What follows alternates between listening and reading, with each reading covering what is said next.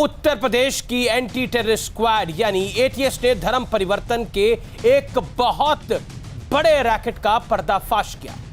Police का दावा है कि यह रैकेट सिर्फ उत्तर प्रदेश ही नहीं बल्कि देश के कई भागों में, देश के कई राज्यों में डरा धमकाकर या लालच देकर धर्म परिवर्तन करवा रहा है। धर्म परिवर्तन के इस रैकेट में आईएसआई और विदेशी फंडिंग का एंगल भी सामने आ रहा है।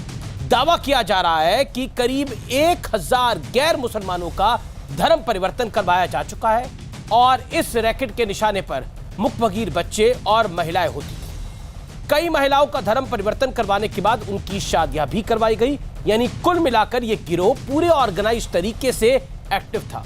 उत्तर प्रदेश पुलिस ने इस मामले में 2 आरोपियों को गिरफ्तार कर लिया है, जिनके नाम है मुफ्ती काजी जहांगीर और मोहम्मद उमर गौतम। लेकिन दावा किया जा रहा है कि इस गिरोह में कई और लोग शामिल हैं, मास्टरमाइंड एक शामिल है, जिनकी जांच होनी है। हालांकि उत्तर प्रदेश में पहले भी गैर कानूनी धर्म परिवर्तन के खिलाफ कानून लागू है, लेकिन अब इस मुद्दे पे सियासत भी हो रही है। विपक्ष का आरोप है कि ऐसे मुद्दे ढूंढकर उठाकर बीजेपी इसका सियासी फायदा लेने की कोशिश कर रही है। तो आज इसी पर होगी देश की सबसे बड़ी बहस, धर्मांतरण एजेंडा या प्रोपेगेंडा। क्या यह वाकई एक एजेंडे के तहत हो रहा है या फिर प्रोपेगेंडा जैसा विपक्ष आरोप लगा रहा है। लेकिन देशव्यापी आज इस पर एक बड़ी बहस बेहद जरूरी है।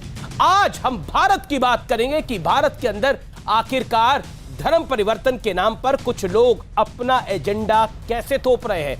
केरल से लेकर कश्मीर तक और पूर्वोत्तर से लेकर गुजरात तक, आज हर विषय पर हम करेंगे सबसे बेबाक बातचीत।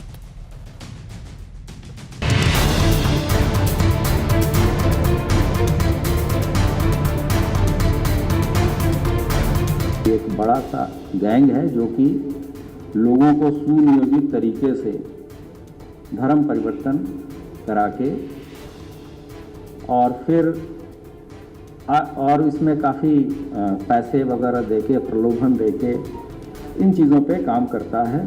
एक व्यक्ति का नाम आया जिसका नाम उमर गौतम है और ये बाटला हाउस जामिया नगर का रहने वाला है। अभी तक लगभग 1000 गैर मुस्लिम लोगों को मुस्लिम धर्म में परिवर्तित कराया है। उत्तर प्रदेश में लालच देकर धर्म परिवर्तन के बड़े रैकेट का खुलासा हुआ है। सबसे पहले इस खुलासे की बड़ी बातें जान लीजिए। करीब 1000 गैर मुस्लिमों का धर्म परिवर्तन हुआ। मूक बधिर बच्चे और महिलाएं निशाने पर होती थीं। डरा धमकाकर या लालच देकर धर्म परिवर्तन होता था। धर्मांतरण के बाद कई लड़कियों की शादी करवाई गई। आरोपी उमर गौतम और जहांगीर को गिरफ्तार किया गया। धर्म परिवर्तन के इस रैकेट में आईएसआई और विदेशी फंडिंग का एंगल भी सामने आ रहा है कि बैंक खाताओं में तथा अन्य माध्यमों से भी भारी पैसे उपलब्ध कराए जाते हैं। इस कार्य हेतु विदेशों से भी फंडिंग की जाती है, जिसका उपयोग धर्मांतरण हेतु किया जाता है। आरोप है कि ये गिरोह सिर्फ उत्तर प्रदेश ही नहीं बल्कि पूरे देश में धर्मांतरण का एजेंडा चला रहा था। बता देना चाहते हैं कि उत्तर प्रदेश में भारतीय जनता पार्टी की आदरणीय योगी जी के नेतृत्व की सरकार है। ये किसी मुल्ला की सरकार नहीं है कि आप यहाँ पर इस तरह के कृत्य कर लेंगे। ये गंभीर है काफी मामला, इसकी जांच निश्चित रूप से विस्तृत होनी चाहिए, इसकी गहराई में जाना चाहिए, सख्त कार्रवाई हो कि आगे से ऐसी घटनाएं दोबारा ना हो। उत्तर प्रदेश में पहले से ही गैर कानूनी धर्म परिवर्तन के खिलाफ कानून लागू है, लेकिन धर्मांतरण के इस ताजा मामले को लेकर सवाल उठाए जा रहे हैं। बीजेपी विरोधी पार्टियां इसे सरकार का प्रोपेगेंडा बताती हैं।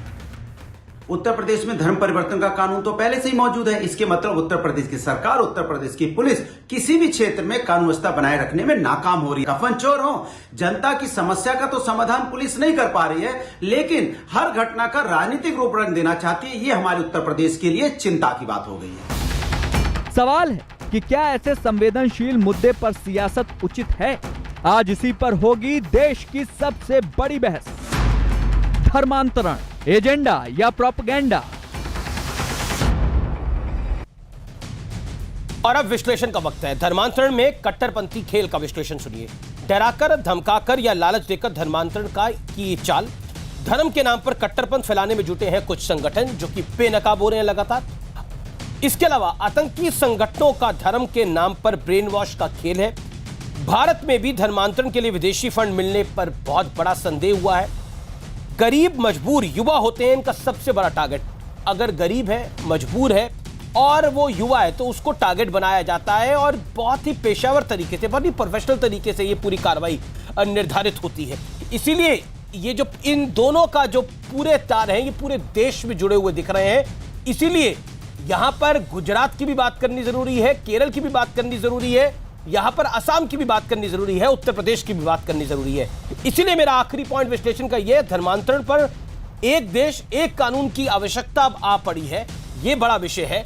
मैं सीधा रुख करता हूं, मेरे साथ आज कौन कौन मेहमान जुड़ रहे हैं आज की इस बहस में। मेरे साथ गौरव भाटिया है, सीनियर एडवोकेट है सुप्रीम कोर्ट के, प्रवक्ता है भारतीय जनता पार्टी के। अनुराग भदौरिया है, नेता है समाजवादी पार्टी के। शहजाद पूनावाला है मेरे साथ इस चर्चा में, राजनीतिक विश्लेषक है। मेरे साथ इस चर्चा में असीम बकार साहब है, प्रवक्ता AIMIM के। तमाम लोगों का अभिनंदन है। तस्लीम रहमानी है, अध्यक्ष MPCI के, लोकसभा का चुनाव भी लड़ चुके हैं। आप तमाम लोगों का अभिनंदन है। अनुराग भदौरिया, शुरुआत में आपसे करता हूं, 40 सेकंड में जरूर मुझे बताइए और उसके बाद मैं इस डिबेट को ओपन करूंगा। आपने बोला कि ये भारतीय जनता पार्टी जो है अपने चुनावी फायदे के लिए ये सब कुछ कर रही है। अब आप मुझे बताइए, धर्मांतरण का ये पूरा खेल जब पकड़ा जा रहा है, आपको इसमें चुनावी फायदा क्या दिख रहा है?